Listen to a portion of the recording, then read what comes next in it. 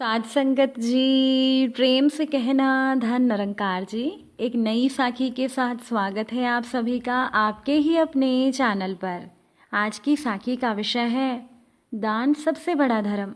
तो चलिए सुनते हैं आज की ये साखी। साध संगत जी, पुरानी बात है, एक समय वाराणसी नगरी में धनेश्वर नाम का एक वैश्य रहता था। वो पूजा पाठ और ब्राह्मणों की सेवा करने में बहुत रुचि रखता था। उसका एक बेटा भी था। नगर के प्रमुख स्थान पर उसकी एक दुकान थी जिससे वो आजीविका कमाता था। दुकान में एक स्थान पर एक सर्पनी ने अंडा दिया और वो उस अंडे को छोड़कर कहीं चली गई। वो वैश्य बड़ा दयालु था। उसने जब अंडे को देखा तो उसे अपने स्थान से हटाने की बजाय उसे बचाने का ऐसा उपाय कर दिया कि अंडे को कोई छेड़े नहीं। वो उसकी रक्षा करने लगा। अब कुछ ही दिन बीते थे कि अंडे को फोड़कर काले नाग का एक चमकीला सा बच्चा बाहर निकला। उस सर्प की माँ तो थी नहीं। अब वैश्य ने उसे पालने की जिम्मेदारी ले ली।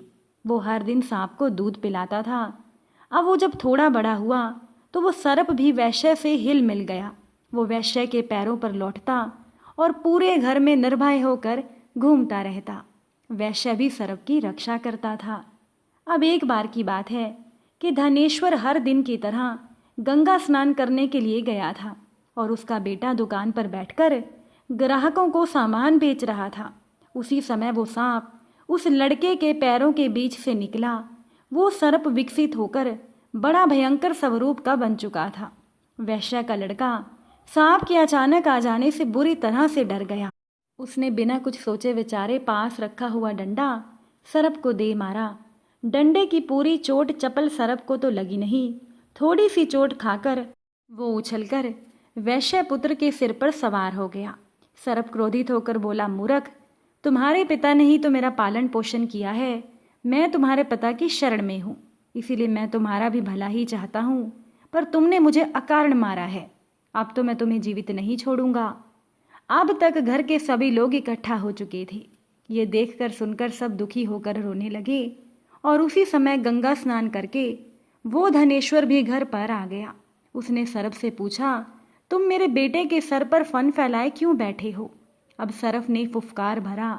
धनेश्वर बोला, सच कहते हैं, मूर्ख मित्र के साथ संबंध करना अपने हाथ से जलता हुआ अंगारा उठाने जैसा है। तुम प्राणियों में उस जाति के हो जिसके चरित्र में ही खोट बताई गई है। वैश्य की बात अनसुनी करके सांप बोला, धनेश्वर, तुम्हारे बेटे ने मुझे निरपराध ही मारा है, इसीलिए तुम्हारे सामने ही मैं इसके प्राण लूंगा, जिससे ये उदाहरण बने और आगे कोई भी व्यक्ति ऐसा काम ना करे। ये सुनकर धनेश्वर ने कहा, सर्प, जो कोई भी उपकार, भक्ति तथा स्नेह को भूलकर रास्ते में भटक जाए, उस कृतघ्न को कौन रोक सकता है? पर अब इतनी कृपा करो कि तुम मेरे इस बेटे को थोड़ी देर के लिए छोड़ दो। मैं अपने पुत्र के हाथों ब्राह्मणों को भोजन करवाकर अपना संस्कार कर्म अपने ही हाथ से कर लूं, क्योंकि बाद में मेरे पास कोई पुत्र नहीं रहेगा जो मेरे मरने के बाद ये सब करेगा। उस सांप ने इस बात को स्वीकार कर लिया, पर वो इस बात पर अड़ा रहा कि वो वैश्य पुत्र को डसेगा जरूर। वो वैश्य पुत्र के मस्तक पर ही विराजमान रहा। अब वैश्य ने उसी दिन 1000 दिग्गज विद्वान ब्राह्मणों तथा सिद्ध सन्यासियों को निमंत्रित करके अत्यंत मधुर स्वादिष्ट भोजन करवाया। भोजन और ब्राह्मणों के अन्य सेवा कर्म में वैश्य के पुत्र ने भी बड़ी तत्परता दिखाई। भोजन और सेवा से संतुष्ट होकर ब्राह्मणों ने प्रसन्न होकर कहा, हे वैश्य पुत्र, तुम चिरंजीवी हो, तुम्हारे सभी शत्रु नष्ट हो जाएं, तुम्हारा सकल मनोरथ सिद्ध हो जाए। अब सिद्ध योगियों का वचन निष्फल कैसे जा सकता था? सन्यासियों के वचन सर्प को वज्र से लगे और वो वैश्य पुत्र के मस्तक से गिरकर तत्काल मर गया। सर्प को मरा हुआ देखकर धनेश्वर बड़ा दुखी हुआ और वो सोचने लगा कि मैंने इस सांप को अपने बेटे की तरह ही पाला था, आज मैं ही इसकी मौत का कारण बना। ये तो बहुत बुरा हुआ। यदि सर्प दोषी था तो मेरा बेटा भी दोषी था, और मैंने भी तो उपकार का मार्ग त्याग कर स्वार्थ का ही रास्ता पकड़ा। वो तो सर्प था, परंतु मैंने मनुष्य होकर ये काम किया। इस प्रकार से पछताते हुए वैश्य ने ना तो उस दिन भोजन किया, ना ही वो रात में सो सका। सुबह होते ही धनेश्वर गंगा स्नान करके देवता पितरों का पूजन तर्पण करके घर आकर फिर से उन्होंने 1000 श्रेष्ठ ब्राह्मणों को और सन्यासियों को न्योता दिया और इस बार तो धनेश्वर और भी उत्तम व्यंजनों का भोजन करवाकर ब्राह्मणों को संतुष्ट करना चाहता था। अब भरपेट भोजन करके ब्राह्मणों ने कहा, धनेश्वर, हम लोग तुमसे बहुत ही प्रसन्न हैं, इसीलिए अब तुम वर मांगो। वैश्य ने कहा, हे विप्रवरों, आपको अगर मुझे वर ही देना है तो बस इतनी कृपा कीजिए कि वो मरा हुआ सांप फिर से जीवित हो जाए। और इसके बाद वैश्य ब्राह्मणों को वहां ले जाया गया जहां वो सांप मृत पड़ा था। ब्राह्मणों ने मंत्र पढ़कर जल सर्प के ऊपर छिड़का और जल के छींटे पड़ते ही वो सांप जीवित हो गया। ये देखकर धनेश्वर बड़ा खुश हुआ। पूरी वाराणसी नगरी में धनेश्वर की दयालुता का ये प्रसंग सुना जाने लगा और लोग धनेश्वर की प्रशंसा करने लगे। साथ संगत जी, जो व्यक्ति भी अपने आश्रितों पर दया रखता है, अपने अतिथियों को सेवा से संतुष्ट करता है, वो संसार के सुखों को भोगकर भगवान को प्राप्त कर लेता है। इसीलिए दान को ही सबसे बड़ा धर्म बताया गया है। बहुत समय पहले की बात है कि एक राजा था। वो राजा अपनी न्यायप्रियता की वजह से लोगों में बहुत लोकप्रिय था। एक बार वो राजा अपने दरबार में बैठा था कि अचानक से उसके दिमाग में एक सवाल आया कि मनुष्य का मरने के बाद क्या होता होगा। इस सवाल का जवाब पाने के लिए राजा ने अपने दरबार में सभी मंत्रियों से मशवरा किया। सभी लोग राजा की इस जिज्ञासा भरी समस्या से परेशान हो गए। काफी देर सोचने विचारने के बाद राजा ने फैसला किया कि मेरे राज्य में ये ढिंढोरा पिटवा दिया जाए कि जो आदमी कब्र में मुर्दे के समान लेटकर रात भर कब्र में मरने के बाद होने वाली सभी क्रियाओं का हवाला देगा, उसे 500 सोने की मोहरें दी जाएंगी। राजा के आदेश के अनुसार राज्य में ढिंढोरा पिटवा दिया गया। अब समस्या ये आ गई कि अच्छा भला जीवित व्यक्ति मरने को कैसे तैयार होगा। आखिरकार पूरे राज्य में एक ऐसा व्यक्ति इस काम को करने के लिए तैयार हो गया, जो व्यक्ति इतना कंजूस था कि वो सुख से खाता पीता और सोता भी नहीं था। उसको राजा के सामने पेश किया गया। राजा के आदेश के अनुसार उसके लिए बढ़िया फूलों से सुसज्जित एक अर्थी बनवाई गई।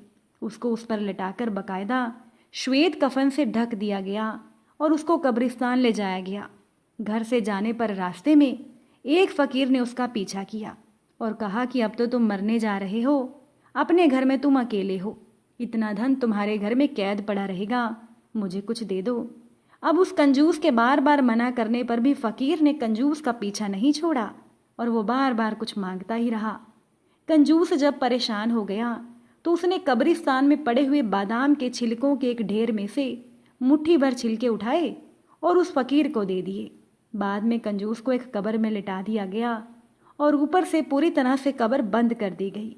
बस एक छोटा सा छेद सिर की तरफ इस आशा के साथ कर दिया गया कि ये सांस लेता रहे और अगली सुबह राजा को मरने के बाद का हाल सुनाए। सभी लोग कंजूस को कब्र में लिटाकर घर चले गए। रात होने पर एक सांप कब्र पर आया और छेद देखकर कब्र में घुसने की कोशिश करने लगा। ये देखकर कब्र में लेटे हुए कंजूस को घबराहट हो गई। सांप ने जैसे ही घुसने की कोशिश की तो उस छेद में बादाम के छिलके आड़ बनकर आ गई। सुबह होते ही राजा के सभी नौकर बड़ी जिज्ञासा के साथ कब्रिस्तान आए और जल्दी से कब्र को खोदकर कंजूस को निकाला गया। मरने के बाद क्या होता है, ये हाल सुनाने के लिए कंजूस को राजा के पास चलने को कहा गया। कंजूस ने राजा के नौकरों की बात को थोड़ा भी नहीं सुना। वो सबसे पहले अपने घर गया और उसने अपनी तमाम धन संपत्ति गरीबों में बांट दी। सब लोग कंजूस की अचानक दान करने की इस दयालुता को देखकर हैरान हो गए।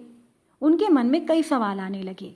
अंत में कंजूस को राज दरबार में पूरा हाल सुनाने के लिए राजा के सामने पेश किया गया। कंजूस ने बीती रात सांप और बादाम के छिलकों के संघर्ष की पूरी कहानी कह सुनाई और कहने लगा, महाराज, मरने के बाद सबसे ज्यादा दान ही काम आता है और दान करना ही सभी धर्मों में श्रेष्ठ कहलाता है।